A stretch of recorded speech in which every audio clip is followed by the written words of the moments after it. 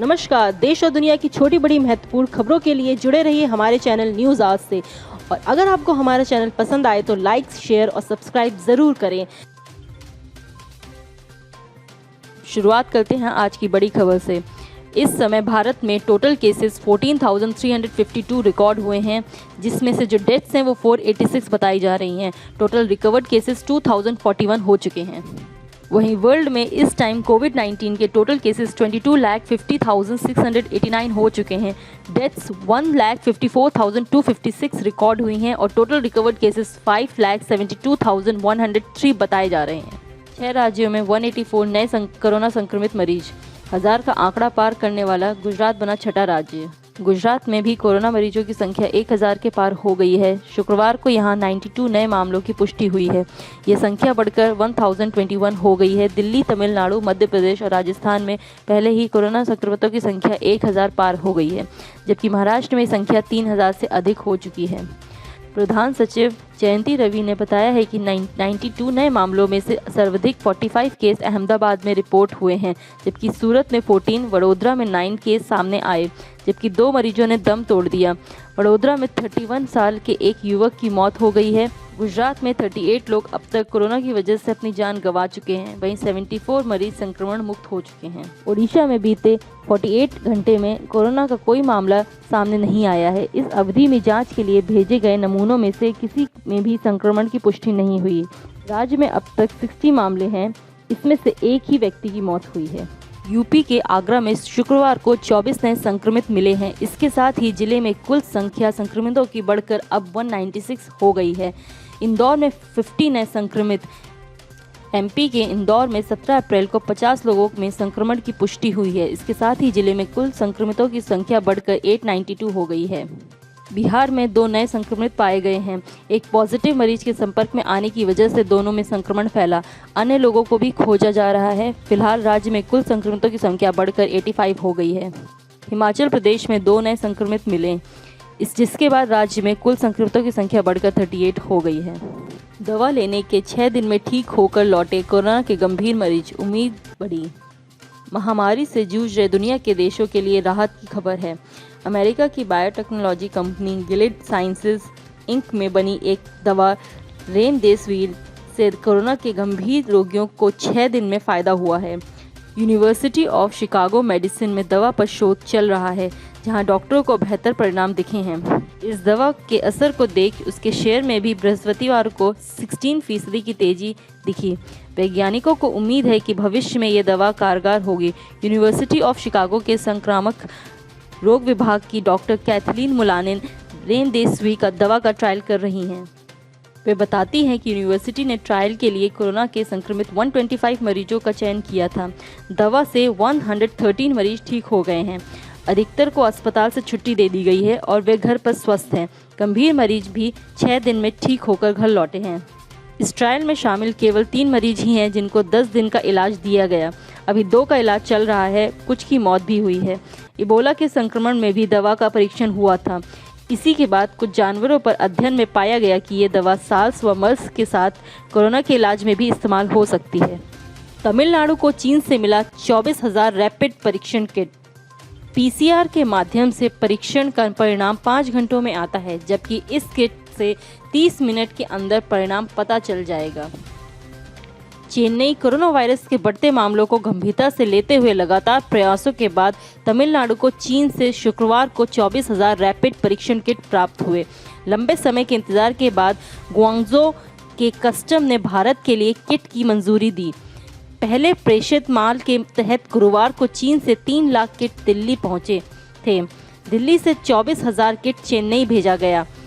Tamil Nadu medical service corporation के अधिकारियों ने बताया है कि आने वाले कुछ दिनों में राज्य को तमिलनाडु मेडिकल सर्विस कॉरपोरेशन के अधिकारी ने बताया कि आने वाले कुछ समय में राज्य को 3.76 किट और प्राप्त होंगी। इसके अलावा स्थानीय विनिर्माण से राज्य में बड़े पैमाने पर स्क्रीनिंग के लिए इन किटों का उत्पादन करने को भी कहा गया है।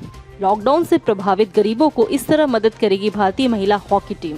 भारतीय महिला हॉकी टीम ने कोविड-19 महामारी के कारण लागू लॉकडाउन में परेशानी का सामना कर रहे प्रवासी श्रमिकों के परिवार की आर्थिक मदद के लिए शुक्रवार को फिटनेस चुनौती शुरुआत की। कोरोना वायरस के संक्रमण के प्रसार को रोकने के लिए देश भर में 3 मई तक राष्ट्रव्यापी बंदी लागू है।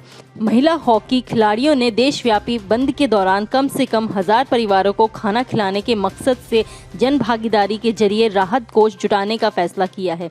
इस दौरान लोगों से सक्रिय जीवन शैली को अपनाने के लिए प्रोत्साहित किया जाएगा। हॉकी इंडिया से जारी विज्ञप्ति में भारतीय कप्तान रानी रामपाल ने कहा, हर दिन हम अखबारों और सोशल मीडिया में पढ़ रहे हैं कि बहुत सारे लोग भोजन के लिए संघर्ष कर रहे हैं।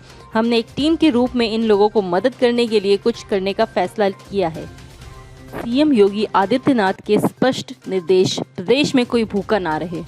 कोरोना वायरस के संक्रमण पर अंकुश लगाने की खातिर दिन रात एड़ी पर खड़े सीएम योगी आदित्यनाथ ने कोरोना पॉजिटिव के साथ इससे संक्रमित तथा बच्चे लोगों के लिए हर श्रेणी की तैयारी कर रखी है।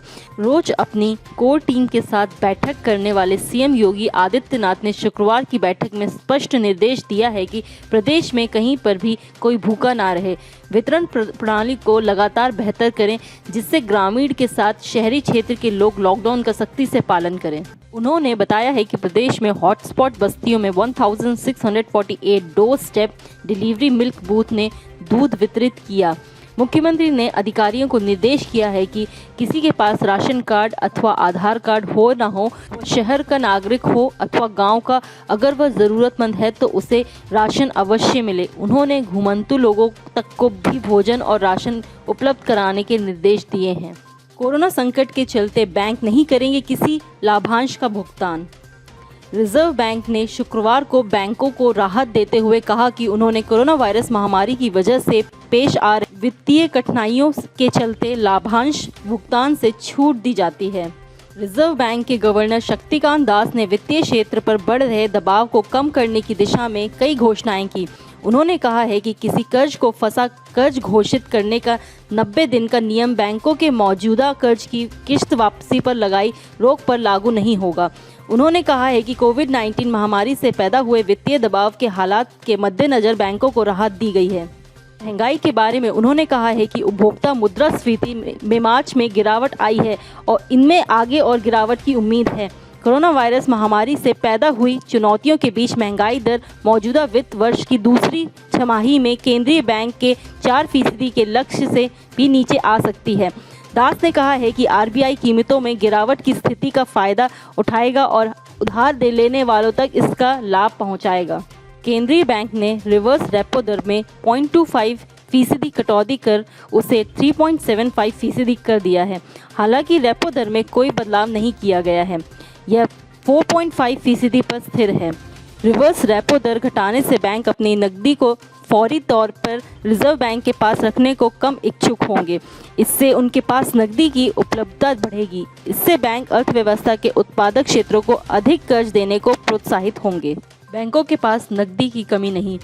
एनपीए पर भी राहत। मॉनसून से ग्रामीण अर्थव्यवस्था को मिलेगी मजबूती। 1.2 लाख करोड़ की नकदी 45 दिनों के भीतर सिस्टम में डाली। 180 दिन कर दिया एनपीए लागू करने का प्रावधान आरबीआई ने। रिजर्व बैंक के गवर्नर शक्तिकांत दास ने शुक्रवार को कहा कि कोरोना संकट से निपटने और अर्थव्यवस्था में सुधार के लिए बैंकों के पास पर्याप्त नकदी है। सिस्टम में पूंजी तरलता बढ़ाने के लिए अभी तक जीडीपी के 3.2% के बराबर नकदी डाली जा चुकी है। इसमें बैंक उद्योगों को पर्याप्त कर्ज मुहैया करा सकेंगे, जिससे औद्योगिक गतिविधियां बढ़ेंगी और रोजगार पर आने वाला संकट कम होगा। केंद्रीय मंत्री रमेश पोखरियाल निशंक ने कहा, फीस को लेकर अपने फैसले पर पुनर्विचार करे प्राइवेट स्कूल। केंद्रीय मानव संसाधन विकास मंत्री रमेश पोखरियाल निशंक ने प्राइवेट स्कूलों से अपील की है कि वह कोरोना वायरस लॉकडाउन के दौरान सालाना फीस वृद्धि और 3 महीने की फीस एक साथ लेने के फैसले पर पुनर्विचार करें। उन्होंने कहा है कि मुझे पूरा भरोसा है कि स्कूलों और पेरेंट्स की चिंताओं को ध्यान में रखकर राज्य सरकारें फीस मामले का हल निकाल लेंगी। केंद्रीय मंत्री की टिप्पणी ऐसे समय में आई है जब देश के विभिन्न हिस्सों में अभिभावकों की ओर से लॉकडाउन के दौरान कई स्कूलों द्वारा फीस में वृद्धि और 3 महीने की फीस एक साथ देने की मांग पर चिंता व्यक्त की जा रही है। निशंक ने शुक्रवार को अलग अलग ट्वीट करते हुए कहा, देश भर में कई अभिभावकों द्वारा मेरे संज्ञान में यह बात लाई गई है कि इस संकट के समय में भी कई स्कूल अपनी सालाना फीस में वृद्धि और 3 महीने की वर्तमान फीस एक साथ ले रहे हैं।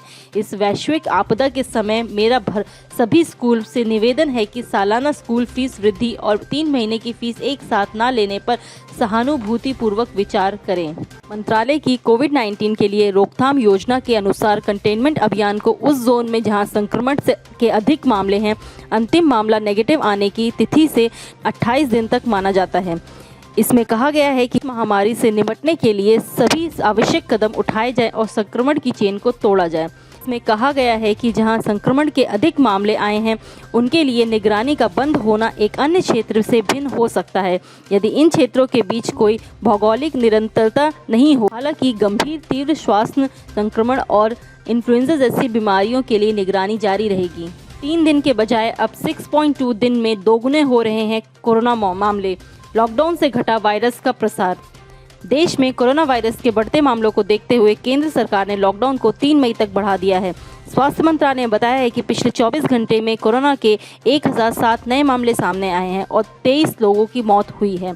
वहीं मंत्रालय ने बताया है कि देश में लॉकडाउन बढ़ने के बाद से डबलिंग रेट बढ़कर औसत 6.2 दिन हो गया है, यानी कि औसतन 6.2 दिन में कोरोना मामलों की संख्या दोगुनी हो रही है। उन्होंने बताया है कि पहले ये संख्या 3 दिन थी। लॉकडाउन बढ़ने की वजह से वायरस के प्रसार पर कुछ हद तक रोक लगी है। दुनिया में 3,336 भारतीय संक्रमित, 25 की मौत। कुवैत अमेरिका में सबसे अधिक प्रभावित। कोरोना वायरस की वजह से दुनिया भर में 3,336 भारतीय संक्रमित हुए हैं और 25 की मौत हुई है। इसमें से कुवैत और सिंगापुर में रह रहे भारतीय सबसे अधिक प्रभावित हैं। अगर आंकड़ों की बात करें तो Kuwait 785, Singapore 634, Qatar 420, Iran 308, Oman 297, UAE 238, Saudi Arab 186, Bahrain 135 लोग संक्रमित हैं। दुनिया भर में हुई 25 भारतीयों की मौत में से सबसे अधिक सिर्फ अमेरिका में ही 11 हुई हैं। देश भर में कोरोना वायरस से संक्रमित मरीजों की संख्या में लगातार बढ़ोतरी हो रही है। हालांकि अच्छी बात यह है कि भारत अभी तक तीसरे स्टेज में नहीं आया है।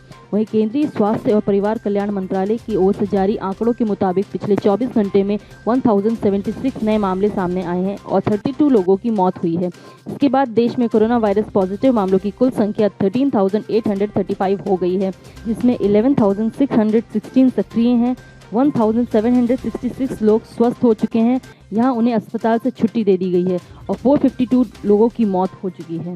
केंद्र सरकार ने राज्यों को दिए लाखों पीपीई किट, मास्क और हाइड्रोक्सीक्लोरोक्विन दवाइयाँ। स्वास्थ्य मंत्रालय के अधिकारी के मुताबिक केंद्र सरकार अभी तक अलग अलग राज्यों को 4,12,400 पीपीई किट दे चुकी है। इसके अलावा 25,82,178 N95 मास्क भी दिए गए हैं। केंद्र सरकार ने राज्यों को अब तक 4.29 करोड़ हाइड्रोक्सीक्लोरोक्विन दवाइयां भी बांटी हैं। जल्द ही सिंगापुर से 2 लाख पीपीई किट भारत आने वाली हैं। अमेरिका में हालात बेकाबू। एक दिन में 4,500 से ज़्यादा मौतें। कुल मौतों की संख्या 33,000 से पार हुई। दुनिया की करीब 4% आबादी वाला सबसे ताकतवर देश अमेरिका इस वक्त कोविड-19 संक्रमण के चलते हजारों नागरिकों को खोता जा रहा है। पिछले 24 घंटों में पहली बार देश में मृतकों का आंकड़ा 4,500 के पार पहुंचा, जबकि अब तक कुल 33,268 लोगों को इस संक्रमण से जान गंवानी पड़ी है। दुनिया में कुल मौतों में 24% मौतें अकेले अमेरिका में ही हो चुकी हैं। हालांकि राष्ट्रपति ट्रंप का दावा है कि महामारी का सबसे बुरा दौर बीत चुका है, लेकिन जॉन्स हॉपकिंस यूनिवर्सिटी के आंकड़े इसकी पुष्टि करते नहीं दिखाई दे रहे हैं। अभी तक दुनिया में अमेरिका के भीतर संक्रमण के सबसे ज़्यादा मामले उजागर होने पर ट्रंप ने देश में होने वाले सर्वाधिक परीक्षणों का हवाला दिया था, लेकिन तेज़ी से बढ़ रही मौतों पर उन्होंने कोई टिप्पणी नहीं की है। 30 दिन में देश की दर्जन भर कंपनियां बनाने लगी संक्रमण जाँच किट। सीमित संसाधनों के बावजूद महामारी से लड़ने को हमारे वैज्ञानिकों ने और भी मजबूत कर दिया है। 30 दिन में के भीतर ही उन्होंने दर्जन भर से ज़्यादा जांच किट तैयार कर दी है, जो विदेशों की तुलना में न सिर्फ सस्ती हैं बल्कि आधे से कम समय में संक्रमण का पता लगा सकती हैं।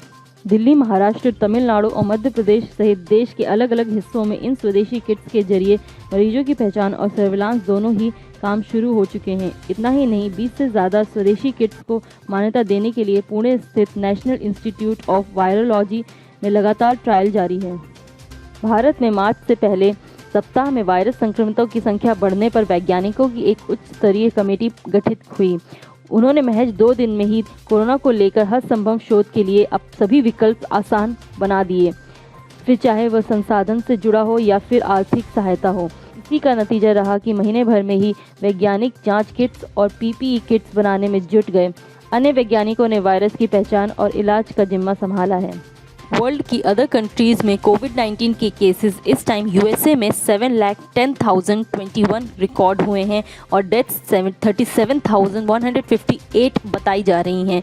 स्पेन में 1,90,839 केसेस हुए हैं और डेथ्स 20,002 हो चुकी हैं। इटली में 1,72,434 केसेस हुए हैं और डेथ्स 22,745 हो चुकी हैं। फ्रांस में 1,47,969 केसेस हुए हैं और डेथ्स 18,681 हो चुकी हैं। जर्मनी में 1,41,397 केसेस हो चुके हैं और डेथ्स 4,352 हो चुकी हैं। यूके में 1,08,692 केसेस हैं और डेथ्स 14,576 हैं। चाइना में 82,719 केसेस हैं और डेथ्स 4,632 हैं। ईरान में 79,494 केसेस हो चुके हैं और डेथ्स 4,958 हो चुकी हैं।